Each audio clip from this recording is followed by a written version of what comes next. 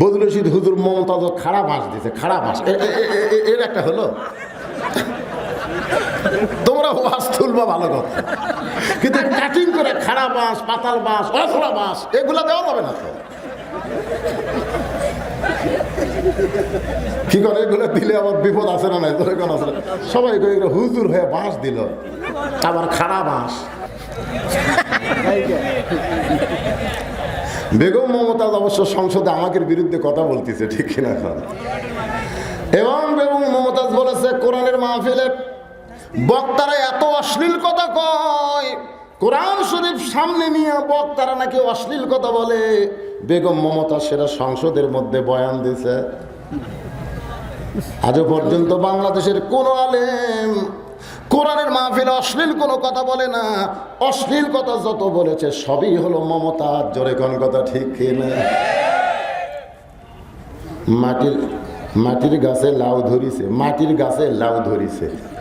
আপনারা বলেন তো মাটির গাছের লাউ কি? এর চাইতে কোনো নেকেট কথা আছে? বন্ধু যখন বউ লইয়া আমার বাড়ির সামনে দিয়ে রঙ্গ করে হাঁটা যায়, বুকটা আমার ফাটিয়া যায়, এ কথা কি কথা? আর এই মেয়া আলেমদের বিরুদ্ধে সংসদে কথা বলতেছে। আপনারা বলেন তো বাংলাদেশে কি আল্লাহ রাজত্ব চলতেছে? আল্লাহ রাজত্ব চললে এরকম গায়িকা, এরকম নষ্ট মহিলা সংসদের মধ্যে জায়গা পেত না। সূরা মুলুক থেকে আলোচনা একটু মনোযোগ দিয়ে শুনবেন।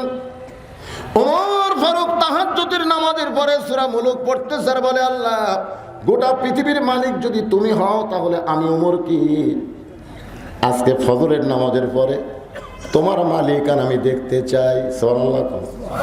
ওমর ফারুক বলতেছে আজকে ফজরের নামাজের পরে আল্লাহ তোমার মালিকানা আমি দেখতে চাই। হযরত ওমর ছদ্মবেশে ফজরের নামাজের পরে আল্লাহর মালিকানা, আল্লাহ রাজত্ব দেখার জন্য ছদ্মবেশে ঘুরতেছেন। হঠাৎ হযরত ওমর দেখতে পায় দুই পাহাড়ের মাঝখান গিরিপথ।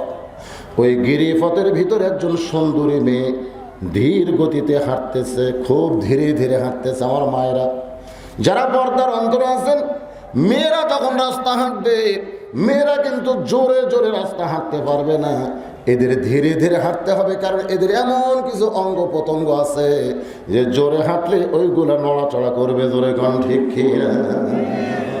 মেয়েরা যখন রাস্তা হাঁটবে আস্তে না জোরে।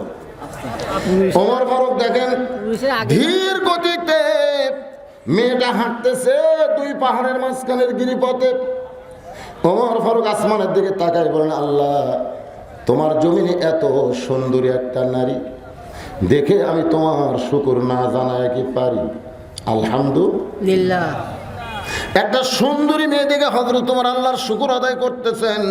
বর্তমানের বাংলাদেশের প্রেক্ষাপটে যদি বলা হয় ওমর ফারুক যাকে সুন্দরী বলেছে সে কেমন?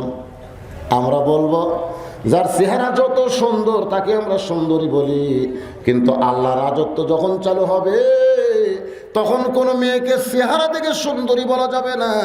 যে মেয়েটা যত আল্লাহর আইন পর্দা মেনে চলবে, আল্লাহর রাজত্বে তাকেই তাকে তত সুন্দরী বলবে। আল্লাহর রাজত্ব যখন আমাদের বাংলাদেশে চালু হবে তখন মেয়েরা কি বাহিরে না ভিতরে? কার ভিতরে? ঘরের ভিতরে, পর্দার ভিতরে। বাহিরে মেয়েদের চলাফেরা করার কোনো সুযোগ। একথা আল্লাহ কোরআনে বললেন, ওয়াকারনা ফি বুয়ুতিকুন্না ওয়ালা তাবাররাজনা তাবাররুজাল জাহিলিয়াতিল উলা। ওমর ফারুক মেয়েটার নিকটে গেলেন। যদ্দূর পর্যন্ত যাওয়া যায় তদ্দূর নিকটে গিয়ে মেয়েটাকে বললেন, মা এই নির্জন পথে তুমি একা একা চলতেছ, তোমার সামনেও কোনো মানুষ নাই, পিছনেও কোনো মানুষ নাই, তোমার অন্তরে কি ভয় ডর নাই? এই নির্জন দুই পাহাড়ের মাঝখানের গিরিপথে তুমি একা একা চলতেছ, তোমার সামনেও কোনো মানুষ নাই, পিছনেও কোনো মানুষ নাই। মেয়েটা পর্দার ভিতর থেকে বলে, পথিক তুমি কি হযরত ওমরকে চিনো? জোরে গান সুবহানাল্লাহ। তুমি কি হযরত ওমরকে চিনো? তুমি যদি হযরত উমরকে চিনতে তাহলে এরকম বাজে কথা বলতে না। হযরত উমর যখন কোরআনের আইন চালু করেছে তখন থেকে আল্লাহর রাজত্ব চলতেছে। আর আল্লাহর রাজত্ব যখন দুনিয়াতে চলবে, পৃথিবীর এক প্রান্ত থেকে আরেকটা মেয়ে আরেকটা প্রান্তে যাবে, তার কলিজার ভিতরে আল্লাহ ছাড়া অন্য কারো ভয় থাকবে না। আল্লাহর রাজত্ব যখন দুনিয়াতে চালু হবে তখন পৃথিবীর এক প্রান্ত থেকে আরেকটা প্রান্তে একটা মেয়ে মানুষ যাবে, তার কলিজায় একমাত্র আল্লাহ ছাড়া অন্য কারো ভয়। আর গত 3 দিন আগে চাপাই নবাবগঞ্জে 6 বছরের একটা বাচ্চা ধর্ষণ করছে। কি দেশ আমাকে দেখছেন? 6 বছরের একটা ছোট্ট বাচ্চাটাকে সেদিন ষোড়শী নির্জন পথে যাবে, কোনো জন কটু কথা কবে না, পথে আর প্রান্তরে সম্পদের মোহে পড়ে খুন আর রাহাজানি হবে না। সবাই বলেন যদি মেনে চলি কোরআন, বলেন যদি মেনে চলি কোরআন আর রাসূলের বিধান, সকলে শান্তিতে থাকবে বাংলার জমিনে, আল্লাহ রাজত্ব যেদিন চলবে। আমাদের আশা আছে না নাই? যেরকম আছে না নাই? আপনি যদি নাও চান তারপরও বাংলার জমিনে কলেমার পতাকা উড়বে। আপনি না চাইলেও উঠবে, কারণ পৃথিবী বুড়া হয়ে গেছে। ইমাম মেহেদী আলাইহিস সালাম আসার আর বেশি দেরি নাই। চীন যারা খ্রিস্টান বৌদ্ধ তারা মসজিদের মধ্যে ঢুকে দোয়া করতেছে জানেন। যারা কোরআনের রদ বদল করতে চেয়েছিল আল্লাহ এমন একটা ব্যারাম দিচ্ছে, মরার আগেই ঠেকনা মারতেছে। নাম হলো করোনা। দরেকর নাম কি? কি করোনা?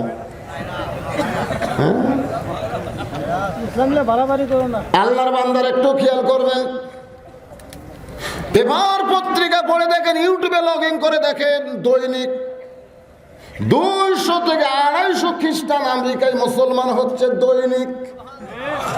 আমাদের প্রতিবেশী ভারতে দৈনিক 2 থেকে 300 পর্যন্ত হিন্দু মুসলমান হয়ে যাচ্ছে। সামনে ইমাম মেহেদীর সঙ্গে কাফেরদের বিরুদ্ধে লড়াইয়ের জন্য পুরাতন মুসলমানকে নাও রাখতে পারে, নতুন মুসলমান দিয়ে আল্লাহ বিশ্ব জয় করাতে পারে। জোরে কোন ঠিক না? পুরাতন গুলা খালি ফেতনা বাস, খালি ফেতনা।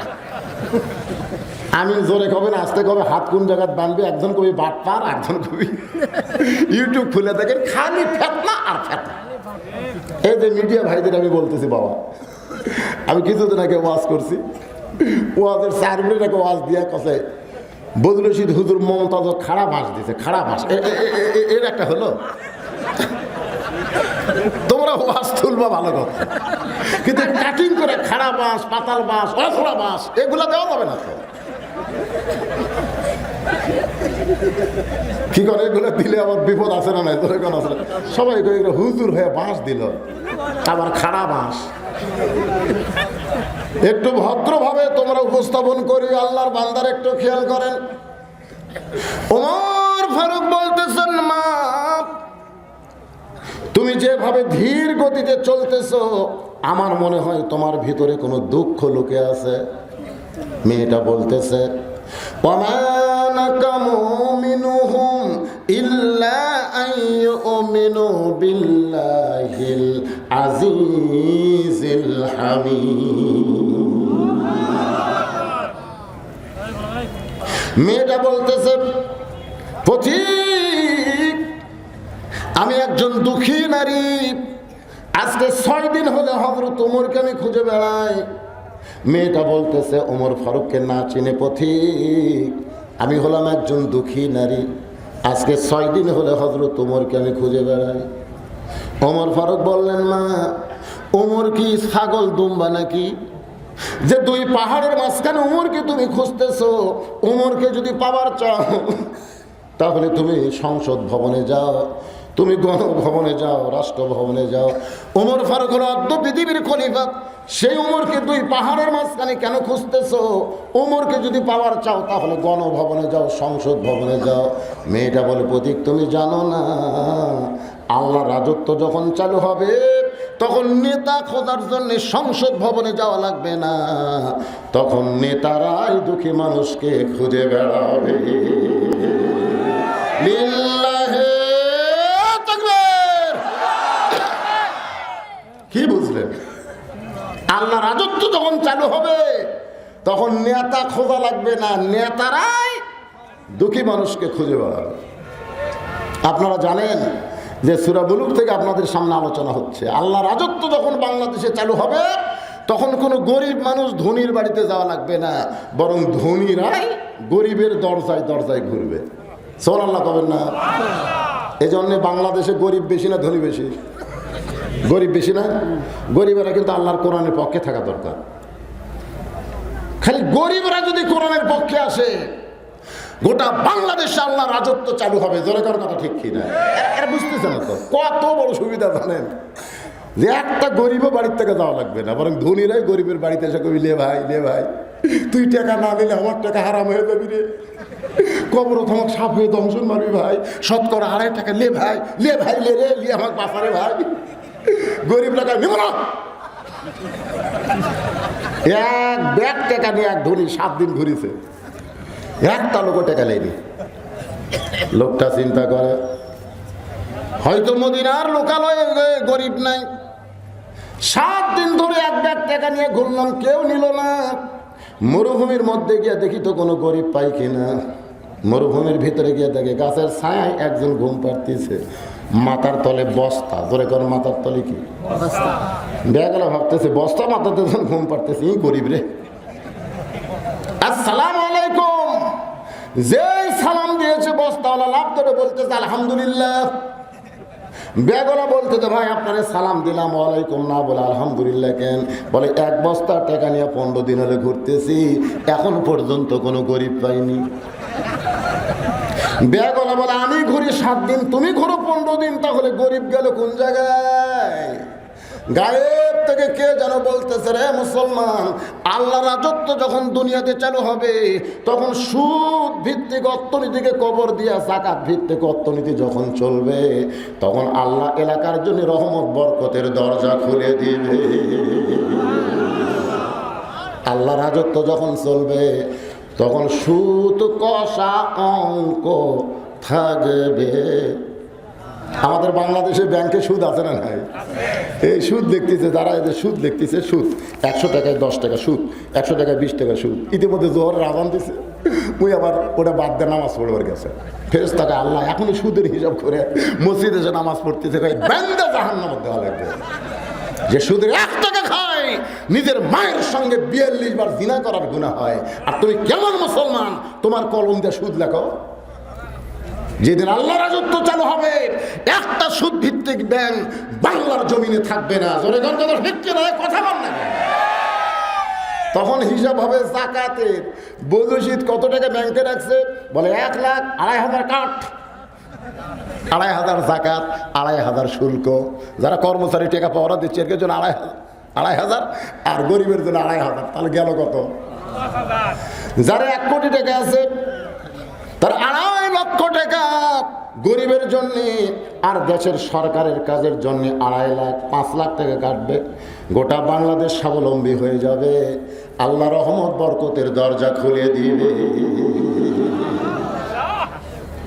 মেয়েটা বলে, পথিক আমার ইমান বলতেছে 6 দিন হলে হযরত ওমরকে আমি খুঁজতেছি, আর 1-8 দিনের মধ্যে আমি পেয়ে যাব ইনশাআল্লাহ।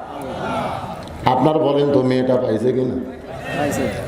ওমর ফারুক বলে, মা আমি হইলাম সেই ওমর। সঙ্গে সঙ্গে মেয়েটা বলে আলহামদুলিল্লাহ, আলহামদুলিল্লাহ, আলহামদুলিল্লাহ।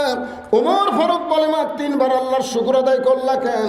বলে আল্লাহর শুকর আদায় করার কারণ হলো আল্লাহ আমার ইমানের বিজয় দিয়েছে। ও আমিরুল মুমিনিন, আপনার কাছে আমার প্রশ্ন হলো, অর্ধ পৃথিবীর খলিফা হওয়ার পরে চোরের মতন একা একা কেন ঘুরতেছেন? আপনার সামনেও কোনো মানুষ নাই, পেছনেও কোনো মানুষ নাই। আমাদের বাংলাদেশে একটা এমপি যখন যায়, আগে পাশে পুলিশের গাড়ি থাকে, জোরে কোন ঠিক কিনা? মন্ত্রী যদি আসে, কয়েক থানার পুলিশ তারে প্রোটেকশন দেয়, আর আপনি অর্ধ পৃথিবীর খলিফা হইয়া চোরের মতন একা একা ঘুরতেছেন। আপনার সামনেও কোনো চামচা নাই, পিছনেও কোনো চামচা নাই। সঙ্গে সঙ্গে ওমর ফারুক বললেন, ইন্নামাল মুমিনুনা আল্লাযীনা ইযা যুকিরাল্লাহু ওয়াজিলাত কুলুবুহুম ওয়া ইযা তুলিয়াত আলাইহিম আয়াতুহু জাদাতুহুম ঈমানা ওয়া আলা রাব্বিহিম ইয়াতাওয়াক্কালুন। যখন আল্লাহর কোরআন দিয়ে আল্লাহর রাজত্ব দুনিয়াতে চালু হবে, তখন প্রত্যেকটা মুসলমানের ঈমান বেড়ে যাবে। জোরে গান কি বাড়বে? এমন পর্যায়ে ঈমান বেড়ে যাবে, দুনিয়ার কোনো র‍্যাব লাগবে না, পুলিশ লাগবে না। ওয়া আলা রাব্বিহিম ইয়াতাওয়াক্কালুন, কেবলমাত্র আল্লাহ পাক তার বডিগার্ড হয়ে যায়। ওমর ফারুক বলে, মা এখন বলো কি জন্য তুমি আমারে খুঁজতেছো 6 দিন? মেয়েটা বলতেছে, আমিরুল মুমিনিন, আমার জীবনের সবচাইতে বড় দুঃখ হলো ওয়ামা নাকামু মিনহুম ইল্লা আইয়ুমিনু বিল্লাহিল আজিজিল হামিদ। আমি 6 বছর বয়সে ঈমান গ্রহণ করেছি। ঈমান গ্রহণ করার অপরাধে 12 বছর আমাকে জেলের জীবন কাটাতে হয়েছে। শুধুমাত্র ঈমান গ্রহণ করার অপরাধে 12 বছর। জোরে কোন কয় বছর? কোনো দোষ নাই, একটাই মাত্র দোষ। দোষটার নাম কি? আমার কথা কি আপনার বুঝতেছেন না? আজকে আমাদের বাংলাদেশে অনেক আলেম ওলামা জেল খাটতেছে। হয়তো আপনারা বলবেন অমুক দোষে অমুক দোষে, একটাও কিন্তু তাদের দোষ না। তাদের একটাই দোষ, আল্লাহর দুনিয়ায় কোরআনের সাম্রাজ্য চালু করা। ধরে কোন কথা ঠিক না? মিশর বলেন, ইরাক বলেন, ইরান বলেন, পৃথিবীর যেখানেই বলেন, মুসলমানেরা আল্লাহর জমিনে যখন আল্লাহ রাজত্ব কায়েম করতে যাবে, তখন একদল মানুষ তাদের শত্রু হবে। যেমন ছিল আবু জেহেল, যেমন ছিল নমরুদ, যেমন ছিল ফেরাউন। কিয়ামত পর্যন্ত এদের দোসর আছে না নাই? মেয়েটা বলতেছে, 12 বছর আমি জেলের মধ্যে ছিলাম। সকালবেলা 3টা করে চাবুক মারছে, বিকালবেলা 3টা করে চাবুক মারছে। আমার দেহের এমন কোনো জায়গা নাই যে জায়গায় চাবুকের আঘাত লাগে নাই।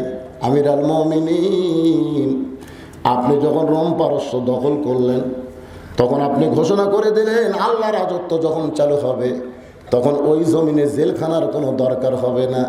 আল্লাহ রাজত্ব যখন চালু হবে, অপরাধ করার সঙ্গে সঙ্গে শাস্তি দেওয়া যাবে। কোন কথা ঠিক কি না? জামায় পোষার কোনো সুযোগ নেই। জামাই পুষতেছে না, মুরগি চুরি করে ডাকাতের কাছে আর বিছনা হাসা, চুরি করে গেছে মুরগি চুরি জেলখানা। রাত্রে যখন শোবার গেছে, ডাকাতের কাছে বিছনা। ডাকাত কয়, কেরে অপরাধ কি? কয় মুরগি চুরি। মারছিল সব কোন চোরের সাথে আমি থাকবো না রে। তো বলে, ভাই তাহলে কি করবো? বলে, আমার মতন ডাকাত হ, আমি 2টা মার্ডার করে দিলে থাকছি। ও জোরহাত করে বলে, দাদা এবারের মতন মাফ করে দেন, খালি বের হয়ে কি হয়ে ঢোকা লাগবে আমার জানা হয়ে গেছে। আসলে জেলখানা এটা আল্লাহ রাজত্বে পছন্দ না। জোরে কান সুবহানাল্লাহ। আল্লাহ রাজত্ব হলো চুরি করছে। কেমন চুরি করছে? ধনী হওয়ার জন্য করছে না অভাব মোচনের জন্য করছে? 3 দিন হলে না খেয়ে আছে, এই অবস্থায় যদি চুরি করে তার কিন্তু হাত কাটার বিধান না। কিন্তু 1 তালা বাড়ি 3 তালা করার জন্য বাঁশ ঢুকাইয়া ব্রিজ বানাচ্ছে। এদের হাত কাটা। জোরে কোন কথা ঠিক কি না? রডের বদলে বাঁশ দিছে। রডের বদলে কি দিছে? এলা হচ্ছে চুরি। চাউল চুরি করছে, কাঁঠাল চুরি করছে, আম চুরি করছে। এলা চুরির জন্য হাত কাটবে? এলা হাত কাটার চুরি না তো। আমরা পাইকারি আরে মনে করি আম চুরি করলেও হাত কাটবে। তোর 100 টাকা দাম পাকা আছে, বাড়ির পাশে একটা গরিব মানুষ পড়ে গেলে কুড়ে নিলেও গেলে, এরকম লোক আছে না? নাই। তোর আম চুরি করবি না তো কি করবি? তাই বলে আমি বলতেছি না চুরি করেন, কিন্তু আল্লাহ রাজত্ব যখন চালু হবে, এইরকম ছোটখাটো চুরির জন্য হাত কাটবে না। হাত কাটা হবে বড় চুরির জন্যে। আমিরুল মুমিনিন রোম পারস্য যখন দখল করলেন, তখন আপনি বললেন আল্লাহর আইন দিয়া রাজ্য চলবে। জেলখানার দরজাগুলো মুক্ত হয়ে গেছে। আমি জেলখানা থেকে বের হয়ে যাব কোথায়? আমার দাদা খ্রিস্টান, আমার বাবা খ্রিস্টান, আমার মা খ্রিস্টান, রোম দেশের সকলেই খ্রিস্টানদের মধ্যে আমি একজন মুমিনা নারী। আমি এখন যাব কোন জায়গায়? এজন্য আজকে জেল থেকে বের হয়ে 6 দিন হলে আপনাকে খুঁজতেছি। যদি আপনাকে পাই, আপনার কাছে অধম এটা একটু আশ্রয় চাই। ওমর ফারুক ছোট বাচ্চার মতন কান্দের, বলে মা আমি তোমাকে আশ্রয় দিবার পারবো না, আমি তোমাকে আশ্রয় দিবার পারবো না। মেয়েটা বলে, একটা অসহায় মেয়েকে আপনি আশ্রয় কেন দিবেন না? ওমর ফারুক বললেন, না, ইসলাম কোনোদিন কাউকে আশ্রয় দেয় না, বরং ইসলাম মানুষকে অধিকার দেয়। জোরে গান সুবহানাল্লাহ। মেয়েটা বলতেছে, ইসলামে আমার কি অধিকার আছে? ওমর ফারুক বললেন, এই মুহূর্তে তোমার বয়স কত? বলে বয়স হলো 18। ওমর ফারুক বললেন, একজন মুমিনা নারী 18 বছর যখন বয়স হবে, ইসলামের 1 নম্বর অধিকার হলো ভালো একটা ছেলের সঙ্গে তার বিয়ে বসার অধিকার থাকবে। 18 বছর যখন মেয়েদের বয়স হবে, 1 নম্বর দায়িত্ব হলো তাদেরকে ভালো একটা ছেলের সাথে বিয়ে দেওয়া লাগবে, 18 হলেই। আর পুরুষের কত? আমাদের সরকারের একটা নিয়ম আছে না নাই? জোরে কেন আছে না নাই? আছে তো। এখন হয়তো বলবেন, হুজুর মেয়েদেরকে 18 আগে বিয়ে দেওয়া যাবে না, দিয়েন না, দিলে কেস খাবেন। কেস খাওয়ার দরকার আছে। আমাদের বাংলাদেশ বর্তমান মানুষের রাজত্ব চলার কারণে বাল্য বিয়ে বন্ধ করছে। বাল্য বিয়ে বন্ধ, কিন্তু 14 ফেব্রুয়ারি বন্ধ করবার পারেনি। মানে বিয়ের আগে তুমি ছেলের মা হও, অসুবিধা নেই, কিন্তু 18 আগে বিয়ে দিলেই তোমার বিপদ। বিয়ের আগে যা করো করো। আমি সরকারকে বলবো, বাল্য বিয়ে যদি বন্ধ করতে চান, বাল্য প্রেম বন্ধ করা লাগবে। জোরে গান কথা ঠিক কিনা? 4 আর 5 এর ছাত্র ছাত্রী প্রেম করতেছে, জানেন? মুসলমান দেশে 14 ফেব্রুয়ারির মতন নেকেট দিবস পালন কেন হয়? এগুলো বন্ধ করতে সরকার পারে না, বন্ধ করে হালাল বিয়ে। আমি সরকারের দিকে তাকাই বলতেছি, ওমর ফারুক বললেন, না, এই মুহূর্তে তোমার ইসলাম অধিকার দিল ভালো একটা ছেলের সঙ্গে তোমার বিয়ে বসা, কিন্তু তুমি কেমনে ভালো ছেলে খুঁজবা? তোমার তো অভিভাবক নাই। আমি তোমার অভিভাবক হয়ে একটা ছেলের খবর দেই, দেখি তো তোমার পছন্দ হয় কিনা। মেয়েটা বললেন, ইয়া আমিরুল মুমিনিন, কোন ভালো ছেলের খবর দিবেন? ওমর ফারুক বললেন, ছেলেটার নাম হলো আব্দুল্লাহ, ছেলেটার বাবার নাম হলো ওমর, ছেলেটা হলো 6 লক্ষ হাদিসের হাফেজ, ছেলেটা লম্বায় হলো 6 ফুট, গায়ের রং ফর্সা, অত্যন্ত সুন্দর। এমন একটা ছেলে আমার কাছে আছে, ওই ভালো ছেলেটার সঙ্গে তুমি কি বিয়ে বসবা? মেয়েটা মুচকে মুচকে হাসে আর বলে, বুঝতে পারছি, ওই ছেলেটা হলো আপনারই ছেলে। আপনি অর্ধ পৃথিবীর খলিফা হযরত ওমরের ছেলে আব্দুল্লাহ, হাদিসের হাফেজের সঙ্গে আমার বিয়ে দিবার চান। ওমর ফারুক বলে, মা তুমি যদি রাজি থাকো তাহলে আমার তরফ থেকে কোনো আপত্তি থাকবে না। মেয়েটা বলতেছে, আপনি যদি প্রমাণ দিতে পারেন যে আপনার আব্দুল্লাহ সবচাইতে ভালো ছেলে, তাহলে আমার কোনো আপত্তি নাই, কিন্তু আব্দুল্লাহর চাইতে যদি কোনো ভালো ছেলে থাকে দুনিয়ায়, তাহলে আমার আপত্তি আছে।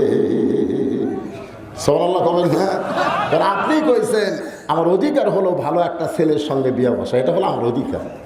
তাহলে আব্দুল্লাহ যদি সবচাইতে ভালো হয়, এইটা যদি আপনি প্রমাণ দিবার পারেন, তাহলে আমার কোনো আপত্তি। ওমর ফারুক বললেন, না, আমার কাছে তো আমার ছেলের চাইতে ভালো কেউ হয় না। মেয়েটা বলতেছে, আমিরুল মুমিনিন, আপনার কাছে ভালো ছেলের খবর আব্দুল্লাহ হতে পারে, কিন্তু আমার কাছে একটা ভালো ছেলের খবর আছে। ছেলেটার নাম হলো হোসাইন, বাবার নাম হলো আলী, মায়ের নাম হলো ফাতেমা, আর নানার নাম হলো মুহাম্মদুর রাসূলুল্লাহ। এখন আপনি কম্পেয়ার করে বলেন, আব্দুল্লাহ আর হোসাইন এই 2 জনের মধ্যে ভালো কে? আপনি এখন বলেন, এই 2 জনের মধ্যে ভালো কে? সঙ্গে সঙ্গে উমরের চোখটা দর দর করে পানি পড়তেছে। সাইদুস শাবাব আহলুল জান্নাহ হাসান ও হোসাইন রাদিয়াল্লাহু তাআলা আনহুমা। ওমর কান্দের বলে, মা আমার আব্দুল্লাহর চাইতে হোসাইন আল্লাহর কাছে কোটি কোটি গুণ ভালো। মেয়েটা বলতেছে, তাহলে হোসেনের মতন ভালো ছেলে দুনিয়াতে থাকার পরে আপনার মতো আব্দুল্লাহ, আপনার ছেলের মতো আব্দুল্লাহকে আমি কেন বিয়ে করব? সুবহানাল্লাহ কন্যা কেন?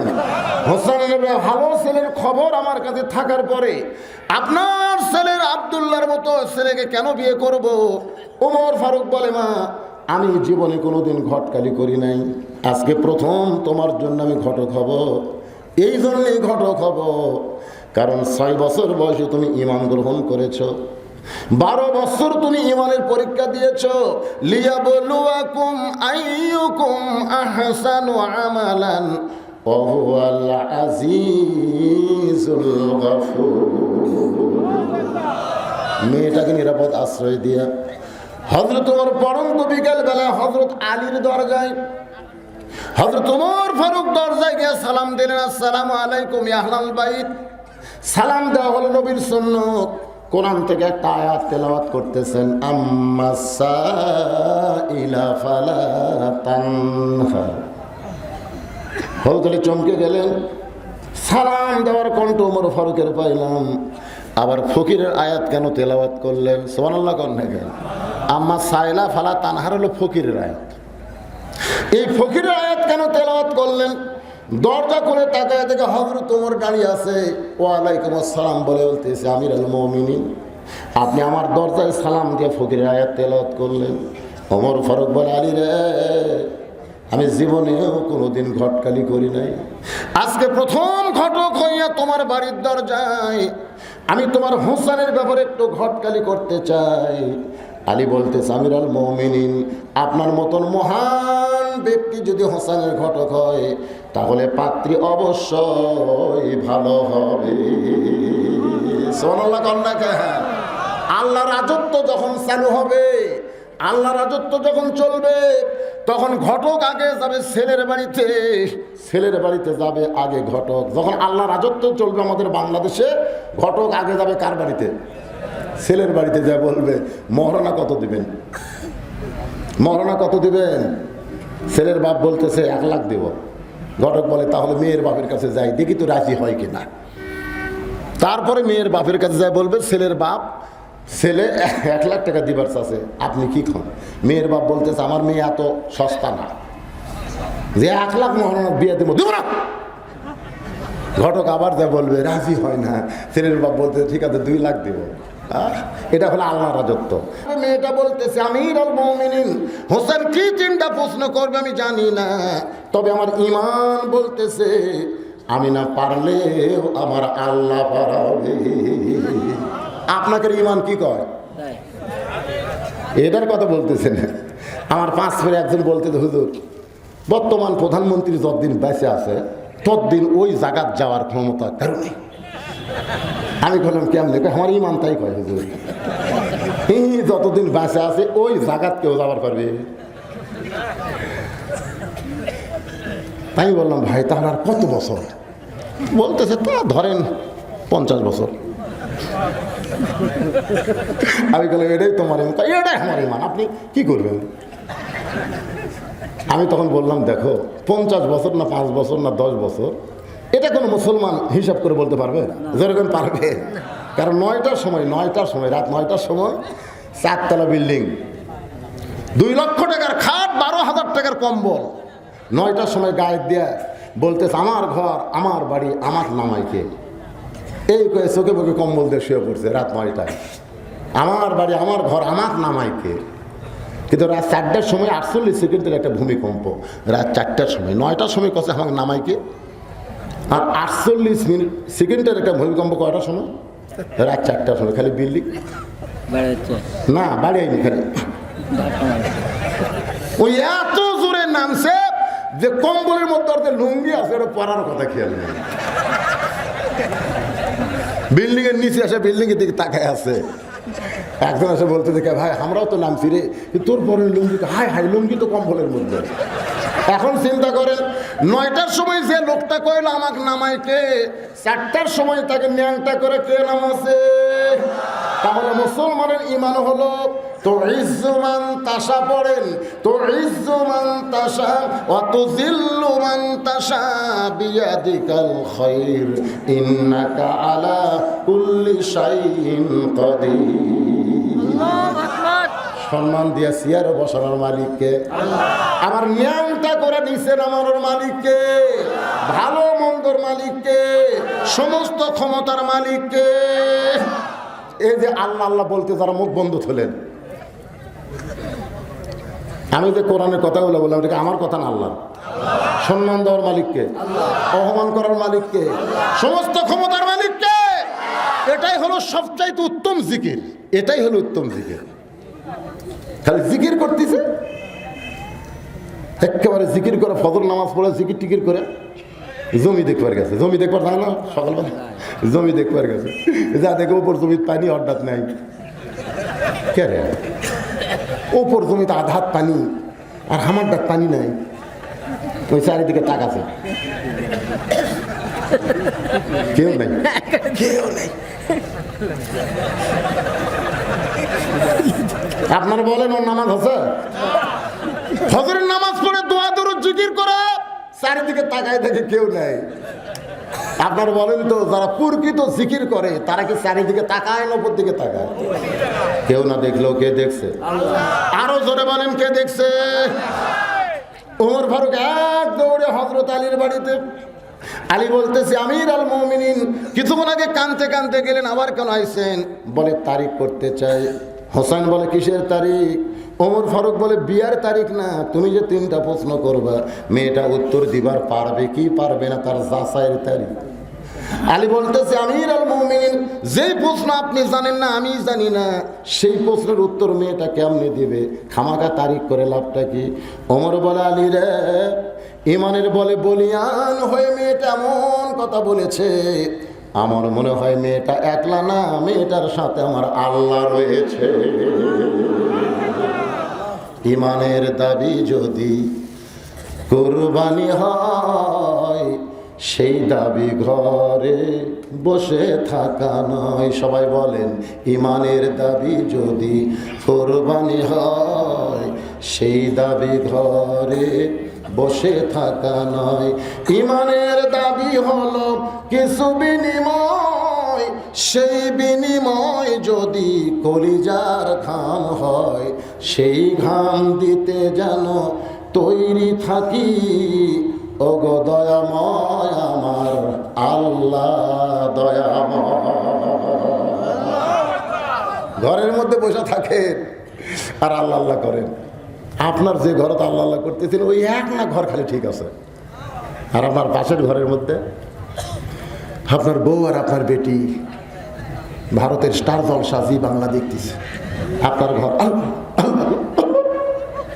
আর পাশের ঘর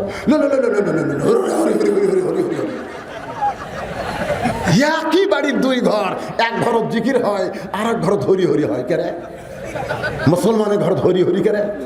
যাই দেখেন আপনার বউ স্টার জলসা হিন্দুদের নাটক দেখতেছে, আর ওই নাটকের মধ্যে হিন্দুদের পূজার বাদ্য লো করে বাজতেছে। রাত 9টার সময় আপনারা যখন ঈশার নামাজ পড়ে বাড়ির যা ঘুমান, ফেরেশতা ঘুরবার আসে আপনাকে এই প্রামাণিক পাড়ার জানেন, এসে দেখে প্রত্যেক বাড়ির থেকে লো করে বাদ্য বাজতেছে। ওই স্টার জলসা জি বাংলা দেখার কারণে হিন্দুদের পূজার বাদ্য বাজতেছে। ফেরেশতাকে, আল্লাহ এটা কোন এলাকা? আল্লাহ কালীবালা, নাম তো কালী, এটা কোন এলাকা? আল্লাহকে আগে হিন্দু আসিল রে, এখন এরা মুসলমান। তো মুসলমানদেরকে ঘরের মধ্যে হিন্দুদের পূজার বাদ্য কেন বাজতেছে? কারণ শালারা ভালো আছে কিন্তু বউগুলা ঠিক করে পারবে, স্বামীগুলা ভালো আছে, বউগুলা ঠিক করতে পারে নাই। যদি আপনি জান্নাতে যাবার চান, আপনার বউকে আপনার হেফাজতে আনতে হবে। জোরে জোরে কথা ঠিক কি না? মান তাশাব্বা বিকওমিন ফাহুয়া মিনহুম। রাসূল বলেছেন, যে জাতির যে অনুসরণ করবে ওই জাতির সাথে বান্দা জাহান্নামে দেওয়া হবে। তো পূজার বাদ্য কারা বাজাবে, মুসলমান না হিন্দু?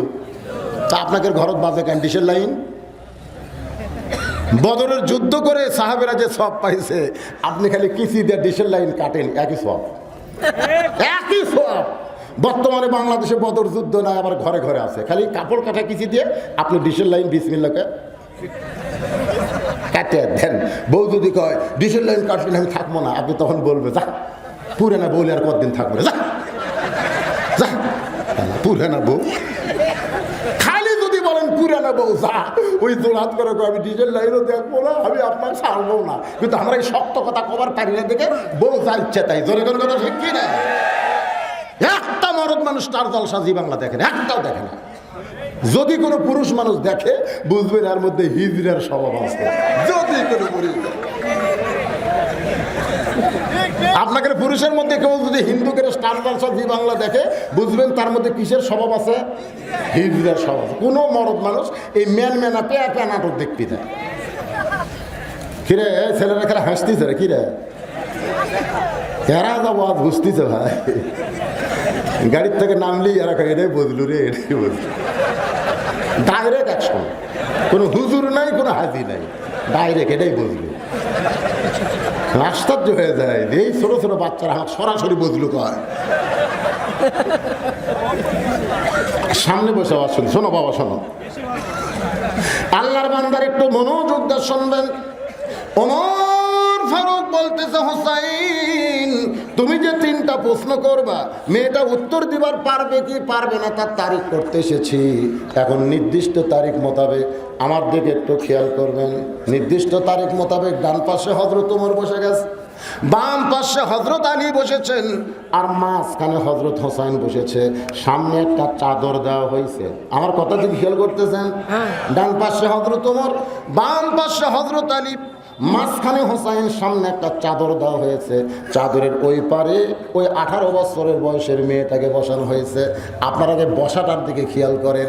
ডান পাশে হযরত ওমর, বাম পাশে হযরত আলী, মাঝখানে হোসাইন, সামনে চাদর, চাদরের ওই পারে 18 বছরের মেয়েটাকে বসানো হয়েছে।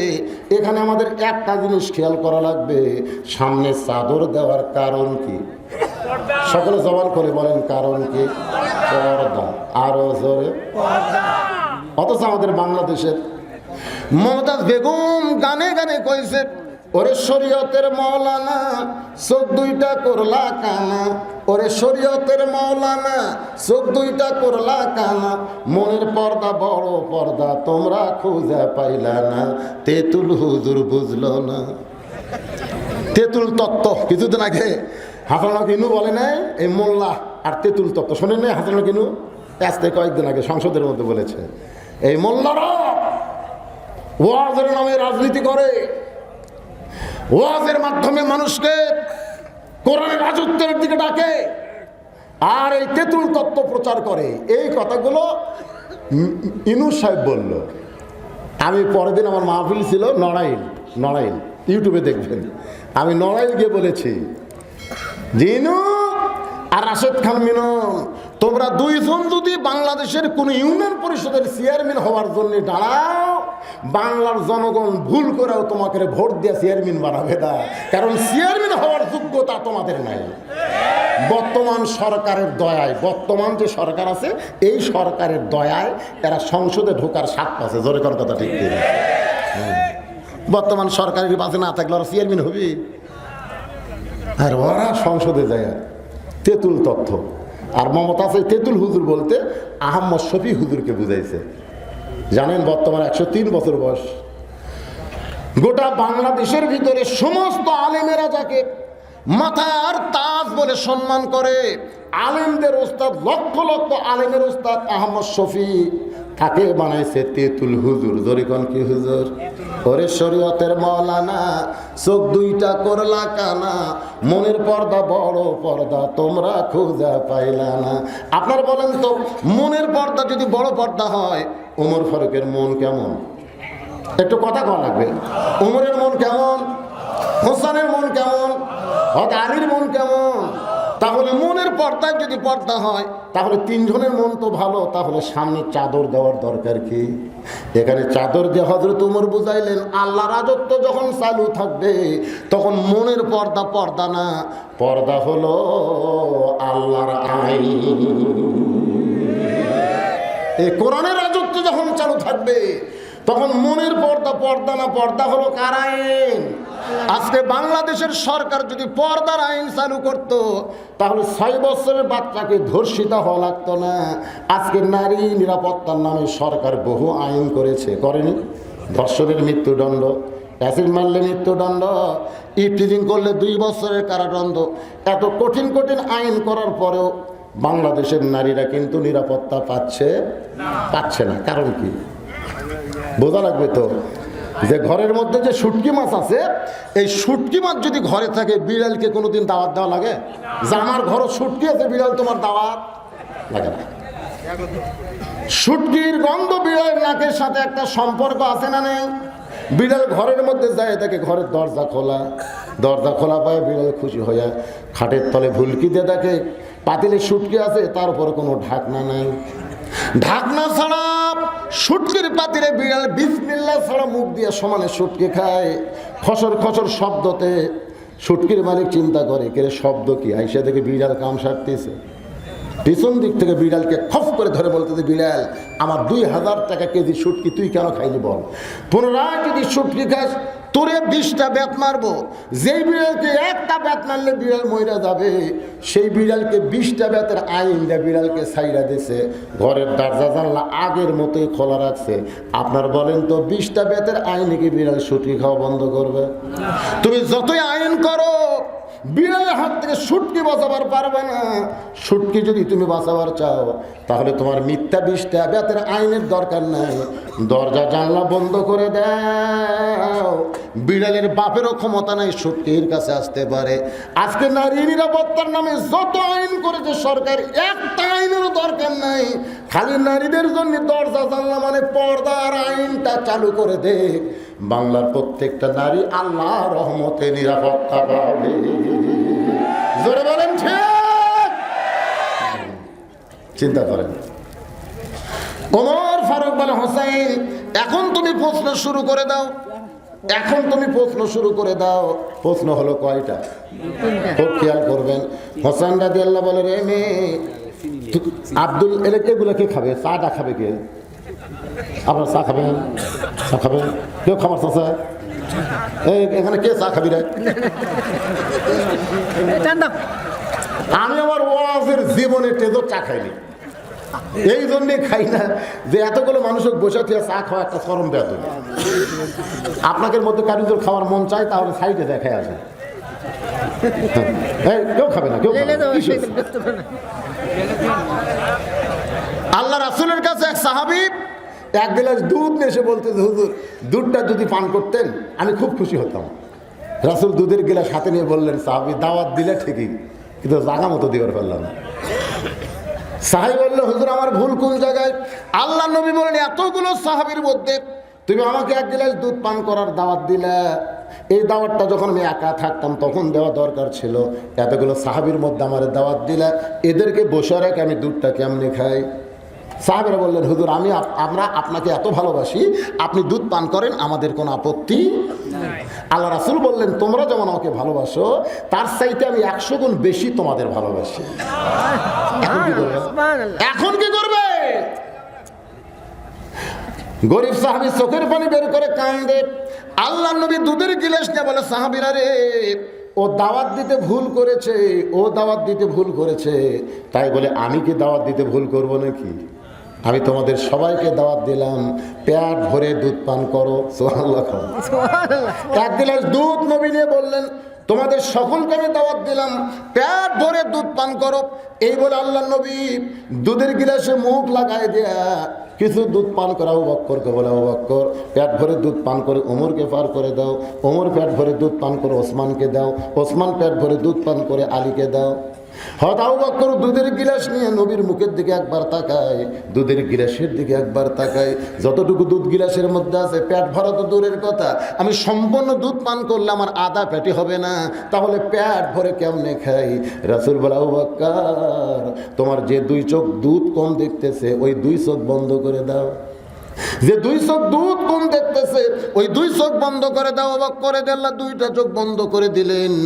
ইয়ানজুরু বিনুরিল্লাহ, তাকায় দেখে দুধের গিলাস নাই, আল্লাহ দুধের ভাণ্ড বানায়া দিছে।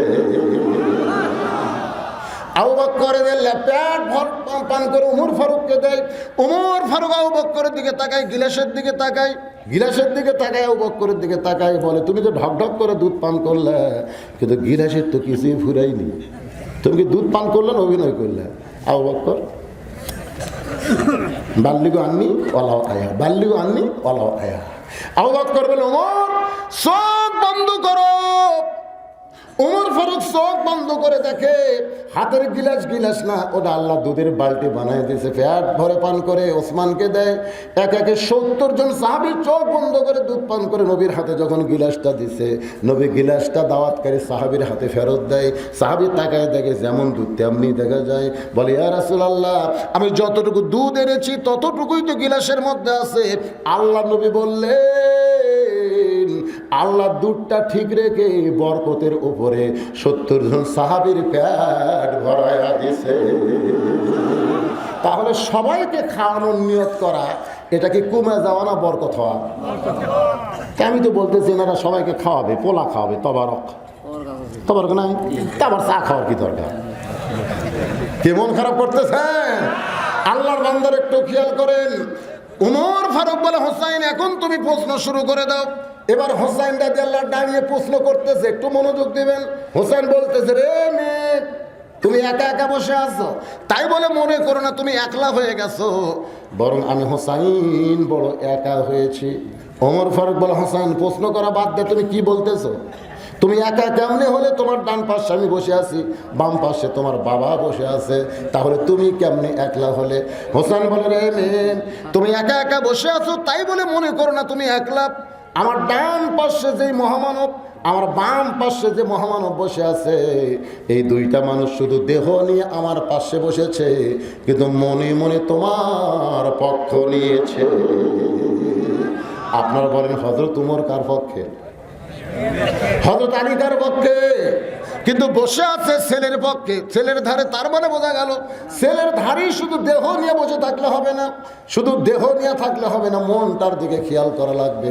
ওমর ফারুক বলে, হোসেন এখন তুমি প্রশ্ন করো। আমার মায়েরা যারা পর্দার অন্তরালে একটু মনোযোগ দিয়ে শুনবেন।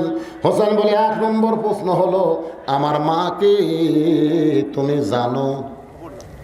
যেই বলছে আমার মাকে তুমি জানো, সঙ্গে সঙ্গে হযরত আলী চমকে উঠছে, হযরত আলী চমকে উঠছে। আমি ছেলের সঙ্গে আছি, ছেলে আমার কথা না বলে তার মায়ের কথা কেন বলতেছে? হোসেন তো বলতে পারতো, এ মেয়ে আমার বাবাকে তুমি জানো? বাবার কথা না বলে মায়ের কথা বলার পিছনে কারণ হলো, বাবা আনন্দে মাতিয়া সাগরে ভাসাইয়া সেই যে চইলা যায় খবর লয় না, মাজন ধরিয়া উদরে কতই যতন করে, 10 মাস পরে পায় প্রসবের বেদনা, এমন দরদি ভবে কেউ হবে না আমার মা।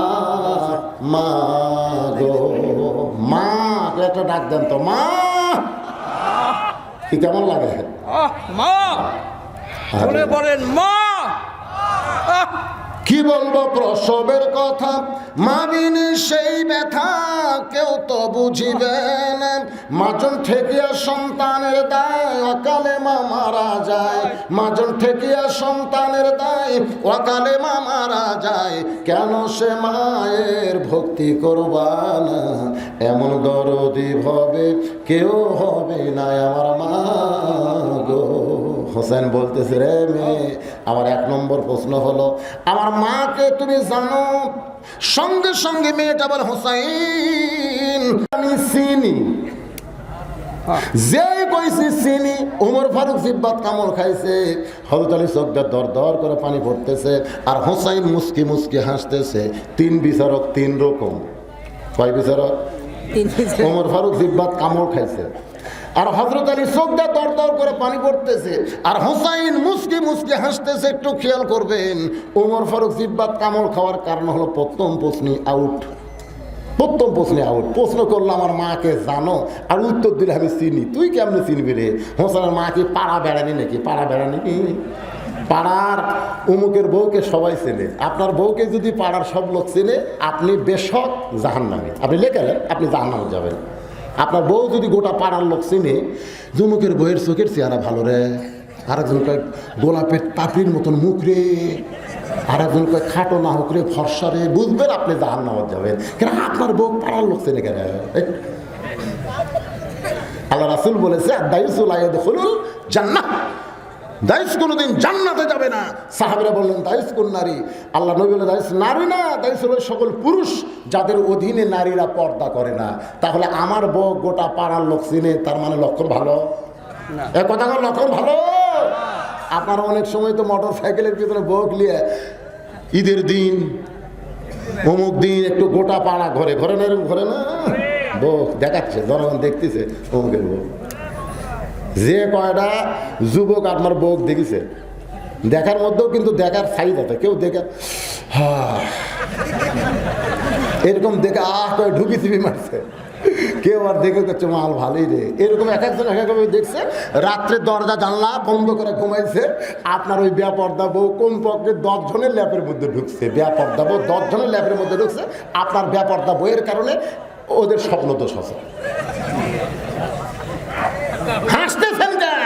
আজকে যুবকেরা যে স্বপ্ন দোষ হয়, এটা কি এটা পর্দানিশী নারীর জন্য না, বেপর্দা নারীর কারণে আমাদের যুবকদের শরীর শেষ হয়ে গেল। দেওয়ালে দেওয়ালে পোস্টাল, দেওয়ালে দেওয়ালে পোস্টাল, নেকেট পোস্টাল। দেখছেন আপনারা যৌন শক্তি হার্বাল, দেখেন নাই ইন্ডিয়ান হার্বাল? আমি দেখলাম লেখা আছে ছোট জিনিস বড় করবেন, সেগুন আছে মোটা করবেন, বেকা আছে সোজা করবেন, আঁকামোটা গোড়া সেগুন লেভেল প্রদর্শন করবেন। তাহলে 2 মাসে ওষুধ খান। আপনি খালি 2 মাস ওষুধ খাবেন, আপনি প্রথম 7 দিন ভালো থাকবেন, পরে আপনি হিজড়া হয়ে যাবেন, হিজড়া হয়ে যাবেন। মুসলমান কোনদিন ইন্ডিয়ান হার্বাল খাওয়া লাগবে না। মুসলমানের সবচাইতে বড় ওষুধ হলো আল্লাহর কোরআন। জোরে গান কথা ঠিক কি? অনুনাজ্জিলু মিনাল কুরআনি মা হুয়া শিফাউ ওয়া রাহমাতুল লিল মুমিনিন। সব সমস্যার সমাধান। এত আস্তে করলেন কেন? এর চাইতে ধরে পারবেন না? সব সমস্যার সমাধান আল কোরআনের আলো। কোরআন হাদিস যেখানে, দুনিয়ার মুসলমান। হযরত আলীর চোখটা দরদর করে পানি পড়তেছে। হযরত আলীর চোখটা দরদর করে পানি পড়ার কারণ হলো এশার নামাজ পড়ে হযরত আলী ঘরের মধ্যে ঢুকছে। খুব খেয়াল করবেন, ঘরের মধ্যে ঢুইকা দেখে ঘর সুন্দর, হাসান হোসেনকে সুন্দর করে সাজায় দিয়া মা ফাতেমা সুন্দরী সাইদা গুইদা বসে আছে। হযরত আলী ঘরের মধ্যে ঢুকি আল্লাহর প্রশংসা করতেছে, এত সুন্দর ঘর সাজাইছে, এত সুন্দর সন্তান দুইটাকে সাজায় দিয়ে বউটা সুন্দরী সাইদা গইদা বসে আছে। হযরত আলী আল্লাহর শুকর আদায় করতেছে। এমন সময় ফাতেমা হাসান হোসেনকে বুকের মধ্যে নিয়ে বলে, বাবা তোমরা 2 ভাই একটু অন্য ঘরে যাও, তোমার বাবার সঙ্গে আমার গোপন কিছু গল্প আছে। হাসান হোসেন যখন অন্য ঘরে যায়, মা ফাতেমা আস্তে করে ঘরের দরজা বন্ধ করে দেয়। দরজা বন্ধ করার পরে হযরত আলী আরো আনন্দ নিয়ে বলে, ফাতেমা আজকে 6 মাস আগে নবী দুনিয়া থেকে বিদায় নেওয়ার পরে তুমি আমার সঙ্গে তেমন করে ভালো কথা বলো নাই, শুধু কান্নাকাটি করেছো।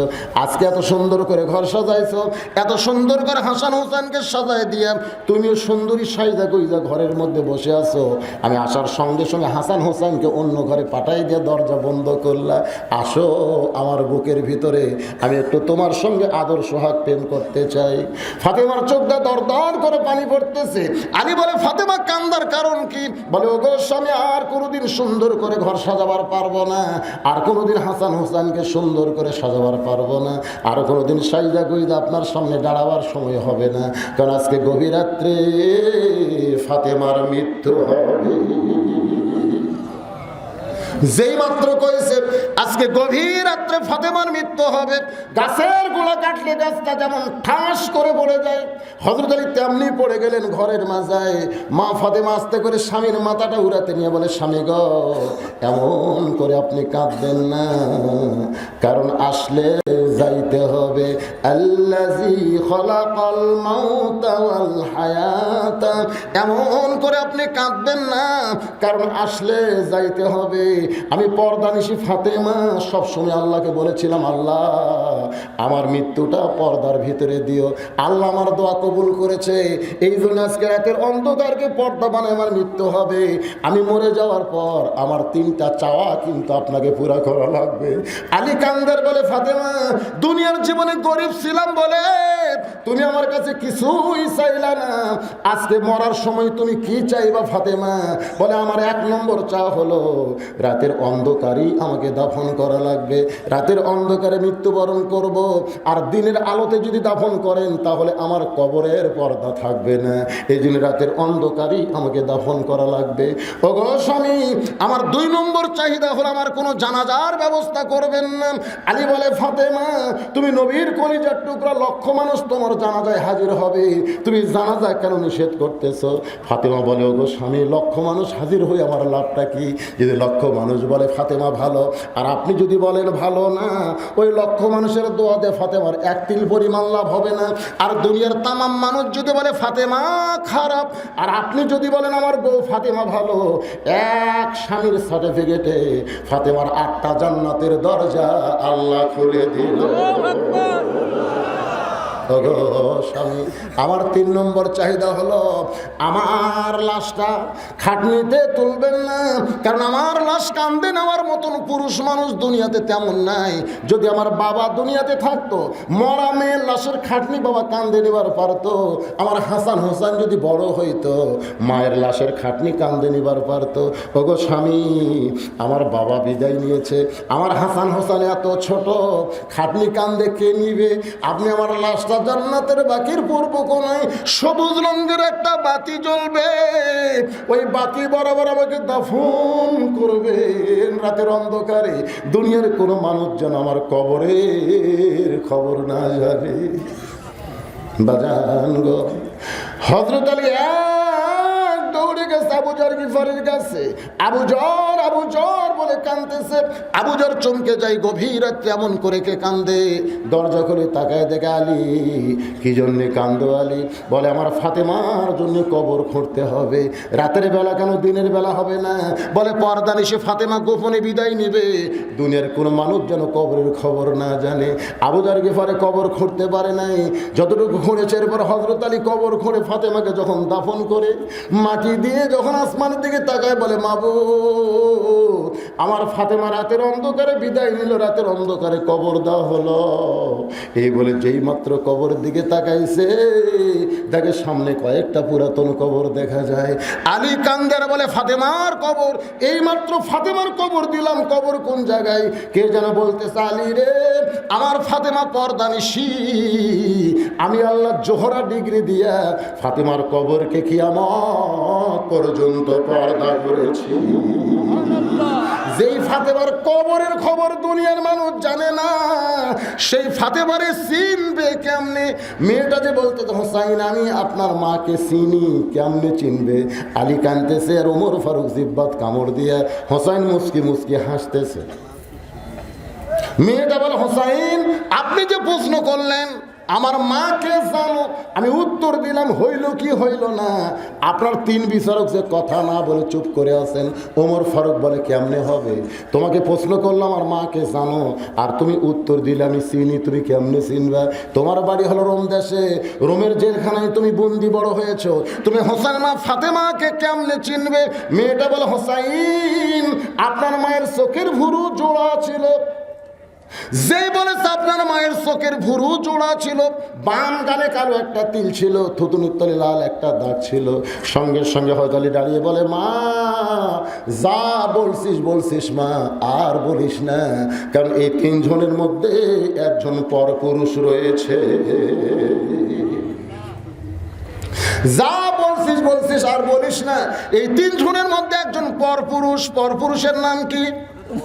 হযরত ওমর। চিন্তা করে দেখেন যে ওমর সম্পর্কে রাসূল বলেছেন, আমার পরে কেউ যদি নবী হতো, লা কানা ওমর, নবুয়তের দরজা বন্ধ হয়েছে বলে ওমর নবী হয় নাই, কিন্তু নবী হওয়ার সব যোগ্যতা আল্লাহ ওমরকে দিয়েছে।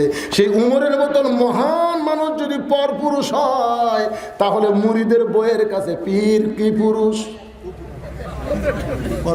সব পথ মুরিদের বউ আর পীর সাহেব, এ কথা বল না কেন? সব পরপুরুষ। পরপুরুষ। আজকে আমাদের বাংলাদেশে আমার দয়াল বাবা কেবলা কাবা আয়না কারিগর আয়না বসাইয়া দিছে কলবের ভিতর রে বাবা।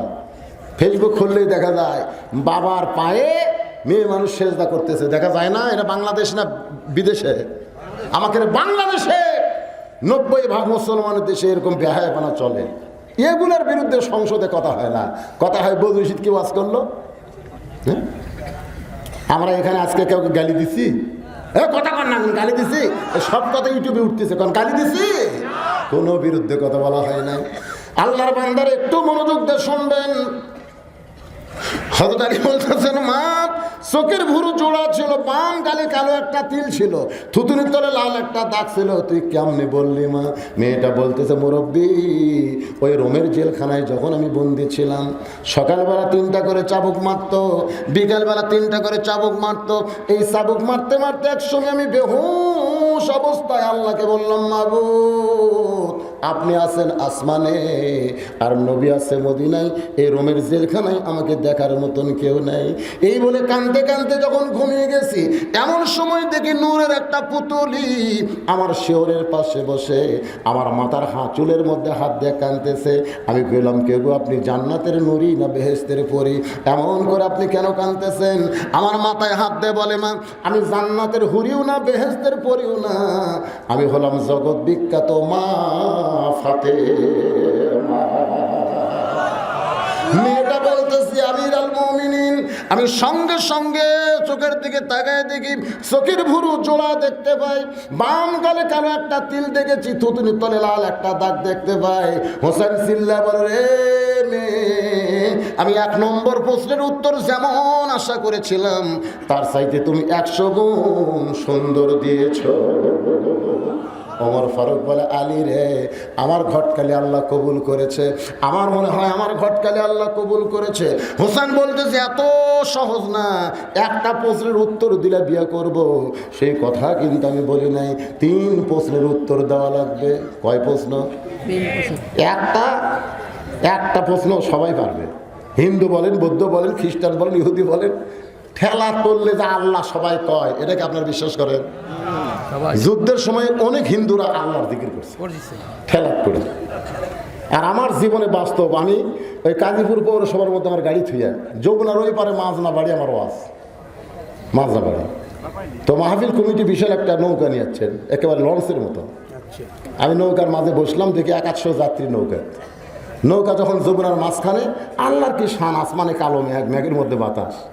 যেই বাতাস শুরু হলো, ওই নৌকায় এতগুলো মানুষের মধ্যে 2 জন হিন্দু ছিল। ওই 2 হিন্দু আমার কাছে এসে বলতে যে, হুজুর কিছু একটা করেন।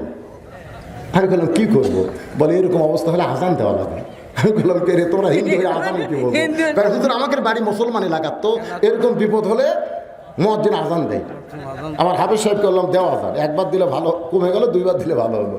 আমি 2 হিন্দুকে বললাম, তোদের ভগবানের খবর কি? ওরা 2 জন নিচের দিকে তাকায় বলতেছে, ঠেলাত বলে ভগবান আছে, ঠেলাত বলে সবাই আল্লাহ কয়, জোরে কাল কি কয়? তাহলে কবরে 3টা প্রশ্নের মধ্যে 1 নম্বর প্রশ্নের উত্তর সবাই পারবে। হিন্দুরাও আল্লাহ বলবে, খ্রিস্টানও আল্লাহ বলবে, ইহুদিও আল্লাহ বলবে, মুসলমানও আল্লাহ বলবে। কিন্তু 2 নম্বর প্রশ্ন যখন করবে, তখন ধরা খাবে।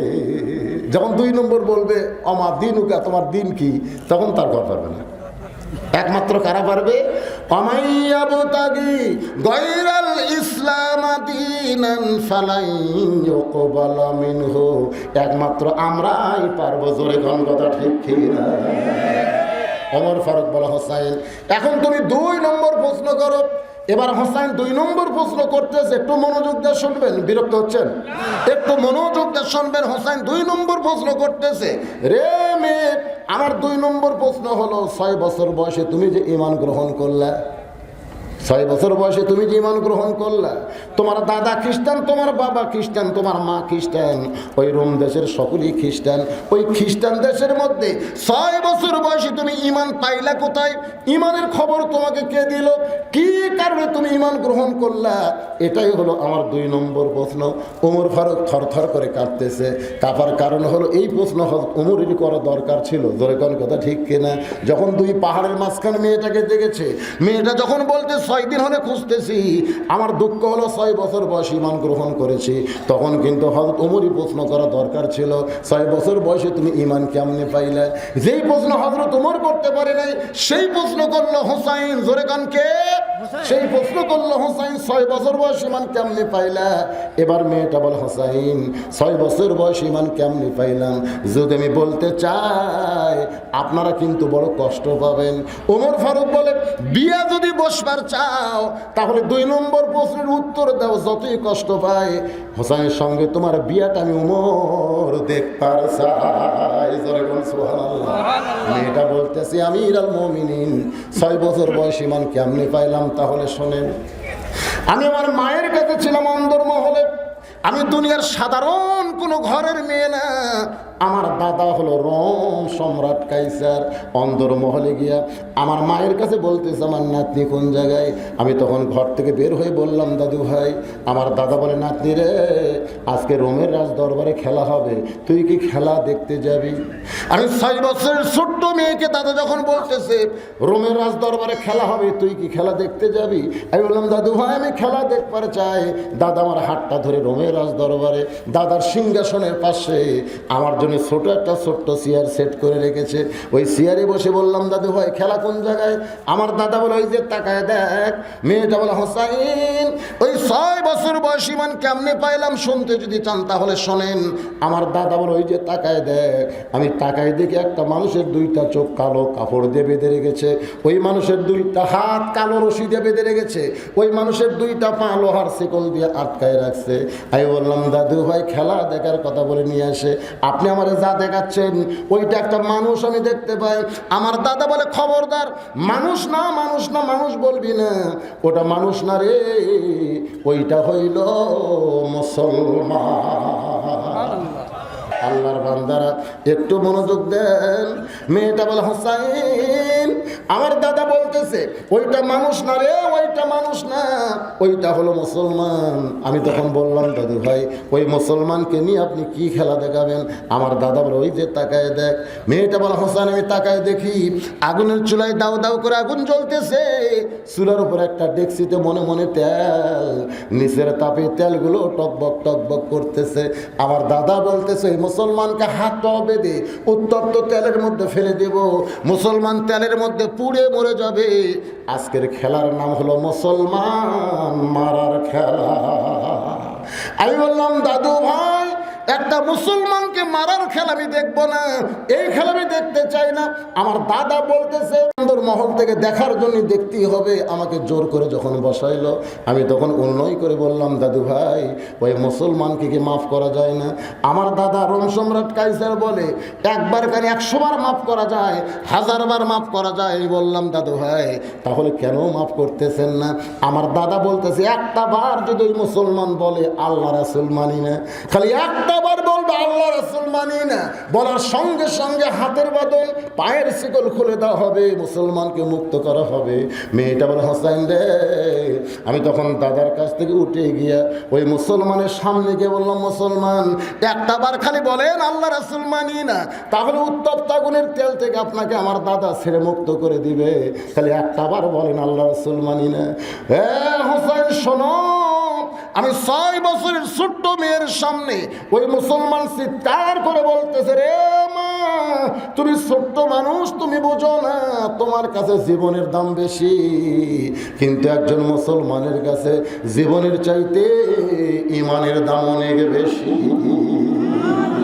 দরকার হলে আমি গোটা দুনিয়া ছাড়বো, কিন্তু এক মুহূর্তের জন্য আল্লাহ রাসূল আমি ছাড়তে পারবো না। মেয়েটা বলে, হোসেন রে, এই কথা যেই মাত্র মুসলমান বলেছে, আমার দাদা রোম সম্রাট কাইসার সিংহাসন থেকে দাঁড়িয়ে বলে, আর দেরি করা যায় না, ওই মুসলমানকে হাত পা বেঁধে উত্তপ্ত তেলের মধ্যে ফেলে দাও। আমি যাবার চাইলে দাদা আমার হাতটা জোর করে ধরে রাখে। আমি তাকায় দেখি ওই মুসলমানকে উত্তপ্ত তেলের দিকে নিয়ে যাচ্ছে। মুসলমান একটাবার পিছন টান দেয় না, একটাবার হিকা নেয় না, একটাবারও বলেন আমি মরতে চাই না, মরতে চাই না, বরং সবসময় দেখি মুসলমান বিড়বিড় করে বলতেছে, ওয়ালা তাকুলু লিমান ইউকতালু ফি সাবিলিল্লাহি আমওয়াতুন বাল আহইয়াউ ওয়ালাকিন লা তাশউরুন। আল্লাহু আকবার। জুড়ে বলেন না কেন আপনার মুসলমান? লিল্লাহি তাকবীর। মেয়েটা বলতে তো, হোসাইন, আমি তখন বুঝতে পারি নাই কি যেন বিড়বিড় করে বলে। যখন আগুনের চুলার কাছে নিয়ে আইছে, তখন আমি বাধ্য হইয়া দুইটা হাত আমার চোখের সামনে দিলাম। একটা জীবন্ত মানুষকে আগুনের তেলের মধ্যে মারবে, এটা আমি 6 বছরের ছোট্ট মেয়ে কেমনে দেখবো? এই জন্য রাসূল বলেছেন, কুল্লু মাউলুদুন ইউলিদু আলাল ফিতরা। 6 বছর 7 বছর বাচ্চা হিন্দুর হয়ে মরে গেলেও জান্নাতে যাবে, কাফেরের হয়েও মরে গেলে জান্নাতে যাবে, খ্রিস্টান হয়ে মরে গেলেও জান্নাতে যাবে, কারণ তারা এখনো পাপ করে নাই, পাপ করার বয়স হয় নাই। যতক্ষণ পর্যন্ত দুই কান্দে দুটা মুহুরি না আসবে, ততক্ষণ পর্যন্ত সব বাচ্চাই মুসলমান। জোরে কোন সুবহানাল্লাহ। বাজান গো, মেয়েটা বলে, হোসাইন কি হলো, কি হয় পিছনে, কি হয়? অসুবিধা হচ্ছে আপনি গেলে? হ্যাঁ, পোলা দিবি, এখনো দিবি না না, এখন দেন না? না, কি হলো? পিছন দিকে তাকান কেন? কালো মানুষের দিকে তাকায় থাকেন, সগীরা গুলো আল্লাহ মাফ করবে। কোন দিকে তাকায় যারা? না, যা পাই তাই করে হবে না তো, পরিবেশ সুন্দর দেওয়া লাগে ভাই জান। এটা কঠিন একটা মুহূর্তের কথা হচ্ছে, আপনার খেয়াল করতেছেন না? মেয়েটা বলতে, হোসাইন যখন আগুনের উত্তপ্ত তেলের কাছে নিয়ে আইছে, এই দৃশ্য আমি দেখবো না বলে দুইটা হাত আমি চোখের সামনে দিলাম। আমি যখন চোখের সামনে দুইটা হাত দিছি, সঙ্গে সঙ্গে একটা মধুর বাণী আমার কানের মধ্যে ঢুকতেছে। সেই বাণীটা হলো, লা ইলাহা ইল্লাল্লাহু মুহাম্মাদুর রাসূলুল্লাহ। মেয়েটা বলে, হোসাইন ওই মুসলমান এত জোরে কলমা পড়তেছে, যেই কলমার আওয়াজটা আমার কানের মধ্যে দিয়ে আমার কলিজার মধ্যে জায়গা নিয়েছে। আমার দুইটা হাত চোখের সামনে, আমি তখন দেখতে পাই, মেয়েটা বলতেছে, আমি তখন দেখতে পাই ওই মুসলমানের দেহ খাঁচাটা উত্তপ্ত তেলের মধ্যে পড়তেছে। ওই তেলের মধ্যে পর আগে খাঁচার ভিতর থেকে একটা পাখি কে যেন ধরে সবুজ রঙের বাগানে ছেড়ে দেয়। আমি দেখলাম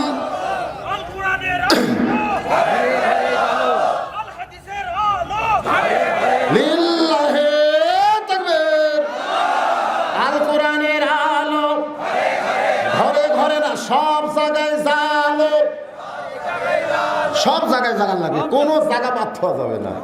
আমরা সংসদের কথা বলে আবার ওরা কবি ওই দরকার নাই, সংসদ কি সব জায়গা, তার মধ্যে সংসদ আছে না নাই? আল কোরআনের আলো। মেয়েটা বলতেছে, আমি দেখলাম খাঁচাটা, এই যে দেহ নামক খাঁচাটা উত্তপ্ত তেলের মধ্যে পড়তেছে। খাঁচা তেলে পড়ার আগে কে যেন খাঁচার ভিতরে পাখিটা ধরে, পড়ার আগে পাখিটা ধরে সবুজ রঙের একটা বাগানে ছেড়ে দেয়। আমি হ্যাঁচকা টান দিলাম। আমার দাদা আমার হাত ধরে আছে, 6 বছরের ছোট্ট মেয়ে, তারপরও আমার ভিতরে এত শক্তি কে দিছে? এই শক্তিতে হ্যাঁচকা টান দিয়ে আমি বাড়িতে দৌড় দিলাম। বাড়িতে দৌড়ে গিয়ে বললাম, মা, লা ইলাহা ইল্লাল্লাহ মুহাম্মাদুর রাসূলুল্লাহ। আমার মা বলতে যে, কে রে পাগলি, তুই না তোর দাদার সঙ্গে খেলা দেখতে গেলি, এই খেলা দেখতে গিয়ে মুসলমানের কলমা কোথায় পাইলি? এই কলমা যদি তোর বাপ শোনে, দাদা শোনে, তোকে হত্যা করবে। আমি তখন বললাম, মা, এই কলমাওয়ালারা কোনোদিন মরে না।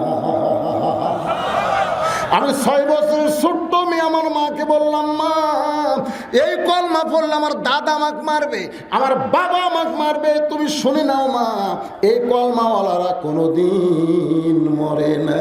আমি নিজের চোখে দেখছি মা, খাঁচা পড়েছে উত্তপ্ত তেলের ভিতরে, আর ভিতরের পাখিটা ধরে কে যেন সবুজ রঙে ইল্লিন নামক জান্নাতের বাগানে ছেড়ে দেয়। মেয়েটা বলে হোসেন আমি এক দৌড়ে আবার রাজদরবারে আসলাম। আসার পরে দেখি আমার দাদা সৈন্যদের নিয়ে নাচানাচি করতেছে, আনন্দ করতেছে। আমার হাত ধরে বলে কে রে নাতনি ভয় দৌড় মারছিলি? ওই যে দেখ মুসলমানকে পুড়া সারকার করে দিলাম, উত্তপ্ত তেলের মধ্যে মুসলমান কই ভাজা মাছের মতন মরে পড়ে আছে, দেখ রে তাকায় দেখ। আমি তখন মুসকি মুসকি হাসি। আমার দাদা বলে নাতনি রে তুই কেন হাসতেছিস?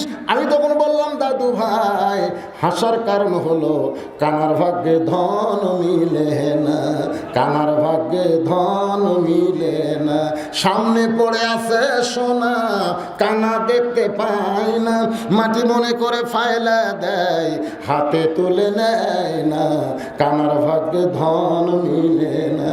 ও দাদা তোমরা বলতেছো মুসলমান পড়ে আছে, মুসলমান পড়ে গেছে, আমি নিজের চোখে দেখছি দাদা মুসলমানের খাসা পড়তেছে আর মুসলমানের পাখি আমার সোনার ময়না পাখি, সবাই বলেন আমার সোনার ময়না পাখি, খাসা খানা কবর দিয়া জান্নাতে উইড়া গেলি নাকি রে আমার সোনার ময়না পাখি।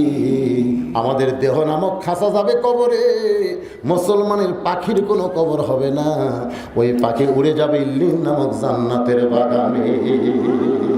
মেয়েটা বলে হোসাইন এভাবে 6 বছর বয়সে আমি রোমের রাজদরবারে ঈমান গ্রহণ করেছি।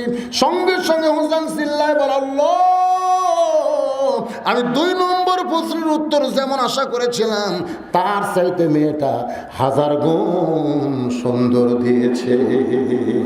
ওমর ফারুক বলে আলী রে আমার ভটকায় আল্লাহ কবুল করেছে। হোসেন বলে এত সহজ না, 3টা প্রশ্নের উত্তর না দিলে আমি কিন্তু বিবাহ করব। জোরে কোন করব? ওমর ফারুক বলে হোসেন এখন 3 নম্বর প্রশ্ন করো। হোসেন 3 নম্বর প্রশ্ন করার আগে আপনাদের কাছে আমার একটা প্রশ্ন ভাইজান, একটা প্রশ্ন দেখি তো আপনার উত্তর দিবার পারেন কিনা। একটা প্রশ্ন করব?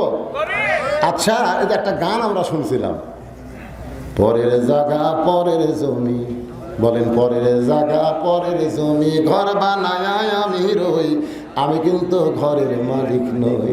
এরপরে কি? জমিদারের ইচ্ছা মতন দেই না জমিন চাষ, তাই তো ফসল ফলে না রে দুঃখ 12 মাস, আমি খাজনা পাতি সবই দিলাম তবু জমিন হয় যে নিলাম, দুঃখের কথা কারে কই, পরের জায়গা পরের জমি ঘর বানায় আমি রই, জমিদারের ইচ্ছা মতন দেই না জমিন চাষ। জমিদারকে আরো ধরে কারণ জমিদারকে সেই জমিদার ইচ্ছা করেছেন ওমা তুনফিকু মিন শাইইন ফি সাবিলিল্লাহি ওয়াফা ইলাইকুম ওয়া আনতুম লা তুজলামুন। জমিদার চায় আমার দেওয়া সম্পদ তোমাদের কাছে আমানত স্বরূপ রাখা হয়েছে, এই আমানতের খেয়ানত করো না। আমাকে বলেছে হুজুর আপনি আরো 1 ঘন্টা ওয়াজ করেন, আমাদের কোনো আপত্তি নাই, কিন্তু মাত্র 10টা মিনিট প্রতি বছর আমরা মাহফিল করব, এজন্য জনগণের একটু সহযোগিতা চাই, জনগণের একটু সহযোগিতা চাই। আপনারা কি জনগণের মধ্যে পড়ছেন না জনগণের বাইরে আছে? সবাই বলেন